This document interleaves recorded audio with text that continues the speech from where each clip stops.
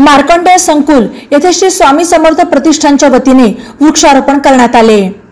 या प्रसंगी प्रतिष्ठानचे अध्यक्ष संदीप दातरंगे, शुभम दातरंगे, मार्कंडेय देवस्थानचे अध्यक्ष ज्ञानेश्वर मंगलारम, सेक्रेटरी कुमार आडेप, विश्वस्त अजय गुरु, रघुनाथ गाजेगी, विष्णू बत्तीन, गणेश आकेन, विनायक बत्तीन, हनुमंत जोग, सीताराम ढगे, यश मंचे, आकाश शिरसूल आदींसह कार्यकर्ते उपस्थित होते।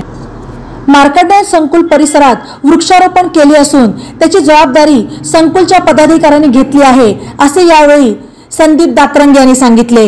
तसेच भविष्यात या ठिकाणी वृक्ष चांगले बहरतील असा विश्वासही त्यांनी व्यक्त केला। प्रास्ताविकात शुभम दातरंगे यांनी श्री स्वामी समर्थ प्रतिष्ठानच्या वतीने राबवण्यात येणाऱ्या उपक्रमांची माहिती दिली। या संदर्भात संदीप दातरंगे यांनी अधिक माहिती दिली।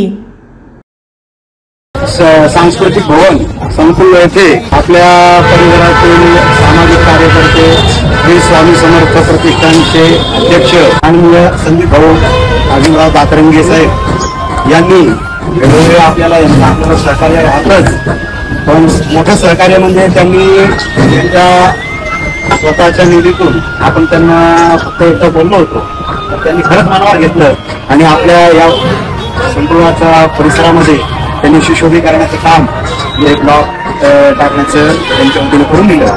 त्याबद्दल मार्कंडेय संकुलन मंगल कार्यालय येथे आज वृक्षारोपण करण्यात आलं। त्या निमित्ताने मला बोलवलं, माझा मान सन्मान केला।